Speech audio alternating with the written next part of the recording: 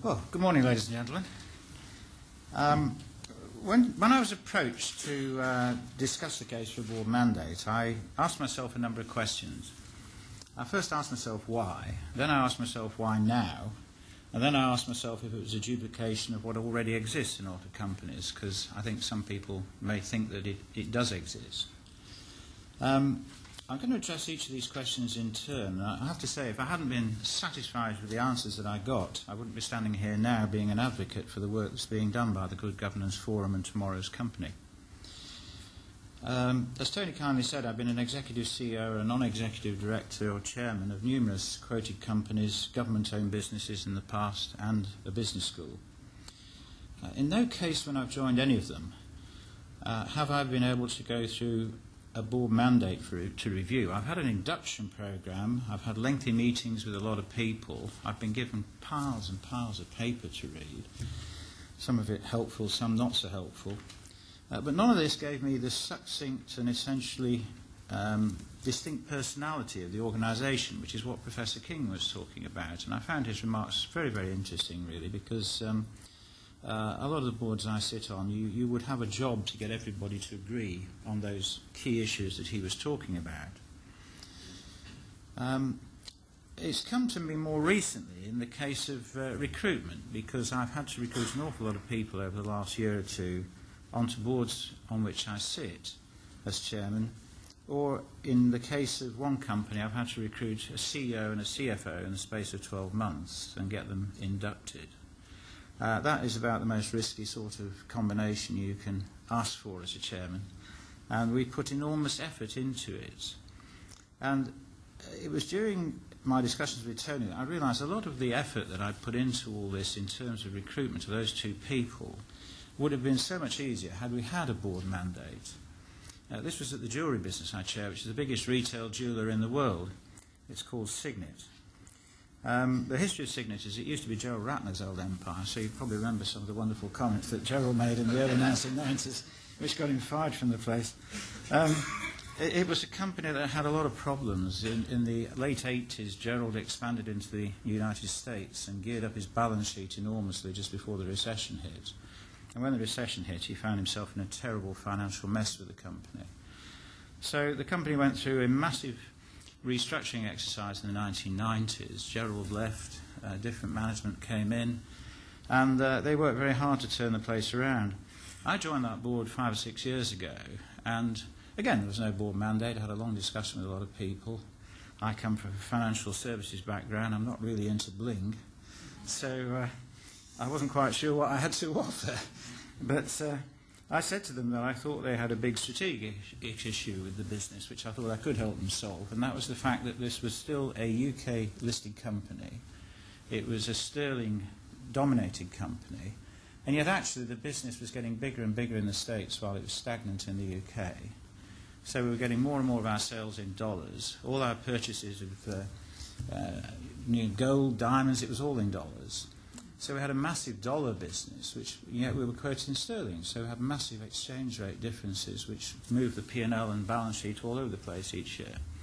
And I found that the UK investors just didn't get it, and they didn't get the United States jewellery business.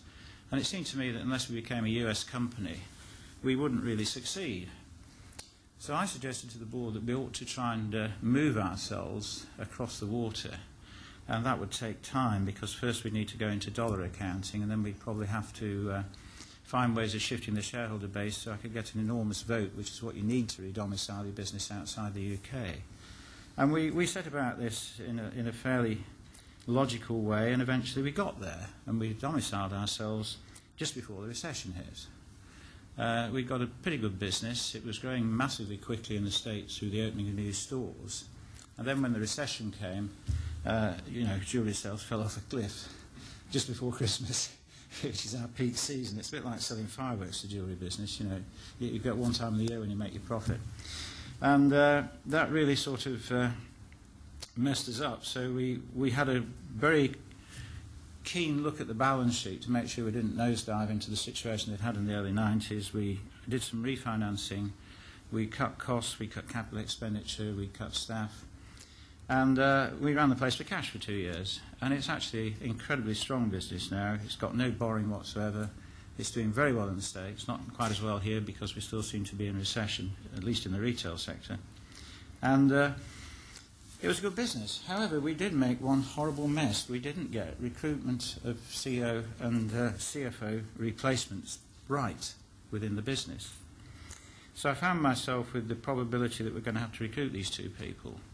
And if you think about where we come from, you know, we started to sit down as a board and we did an awful lot of work on the sort of attributes that we wanted from people who might join.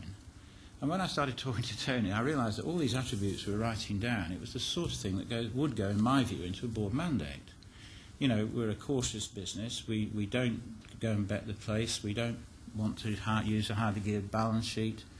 We, you know, we're very keen on supply chains, something that came up when Professor King was talking. We do an awful lot of work to try to make sure we're not cluttered up with conflict diamonds or dirty gold, things like that. The staff know that. We test things. We don't go for broke on big decisions. We test stuff before we put big money on it, make sure it's working. So there's an awful lot there of the sort of personality and culture of the organisation when you think about it, that we were trying to get right in terms of recruitment of these two key people from outside. And we've got people who we felt were absolutely sympathetic to what our personality was. And, you know, it's early days. They're both in situ now. And they're both, as far as I'm concerned, doing a great job. So we just have to hope it continues like that. But I did think at the time, goodness me, if we had something like a board mandate, this would have been a lot easier. So what is a board mandate? I think different companies will have different views, but to me it is very much a statement of the core values that the company espouses. Now, some people might say, well, we've got a mission statement, isn't that what you mean? And to me the answer is no, that will be too short and too trite. It needs to capture a lot of things and goes beyond a mere wish list. So I think we should collect, in the case of Signet, for example, a much more collective view on risk appetite in a whole host of areas, not just the balance sheet, but from taxation, development of new products and services, the way they're tested, the way the supply chain works, what our conditionalities are, the treatment of staff, customers and other stakeholders. And if I'd say, as I've gone back to Signet with that, it would have been a lot easier to do the recruitment that I've had to do. It's also true it would work with all my other companies as far as I'm concerned. You know, I chair a bank. Bankers aren't very popular these days. It doesn't matter what you think personally. We've got a PR problem big time and you've got to do something about it. So, again, a mandate would help you to deal with that, I think, in a constructive way with your staff. If you go back to the why,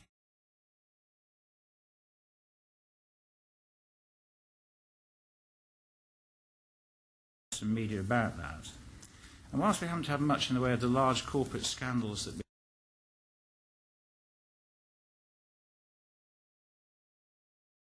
see.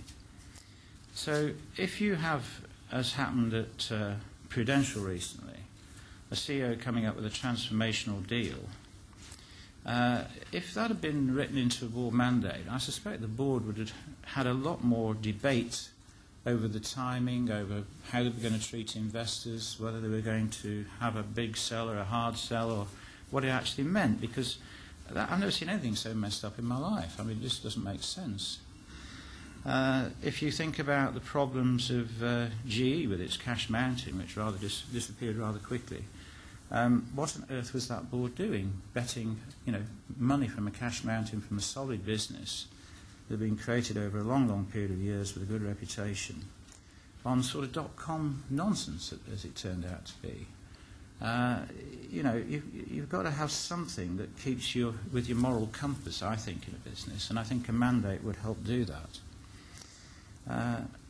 I think that companies fail for different reasons. You know, they fail just because they have amazing cock-ups, but they do also fail because transformational technology shifts take place. You know, Kodak's a good example where the changes in technology completely wrecked their business model, and it almost happened without them noticing it was coming.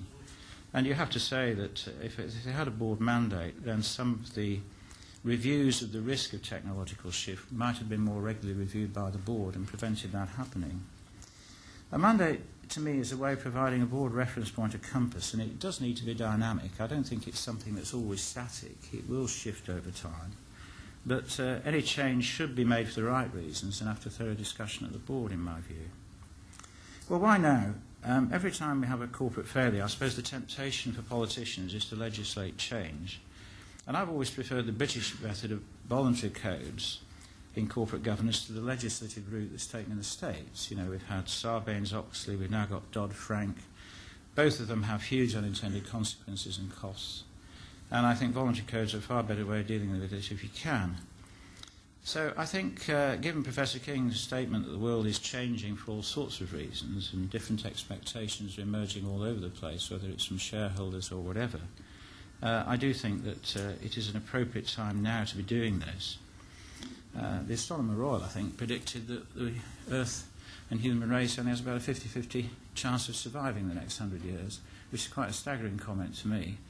But if he's right, then that makes a case for serious thinking about the way corporate business runs itself and the sort of mandates that we need. My third question, which I'll finish very quickly because I know we're running out of time, is whether all this exists within a company already. And I think I'd concede that in some part it may be buried in silos within the business or in specific policy statements or board minutes. But what I envisage is a much more powerful living document which is prominent in board members' minds and against which board decisions can be tested, not bits and pieces buried about all over the place where you have to hunt and find them. As to in terms of what the process is for agreeing a mandate, I think my personal preference, and it is my personal preference, is for the Chairman and Company Secretary to start the process and then involve the SID at an appropriate moment. And then obviously the process needs to embrace the CEO and the other non-execs. But I do think this is a board and hence a chairman-led project rather than a remit actually of the CEO. So I just want to welcome you all to this conference, and I'd like to thank our hosts for having us. And I look forward to the workshops now and hope that you feel stimulated by our discussions we shall have during the day and that we end up with a day that's been very useful to you all. Thank you.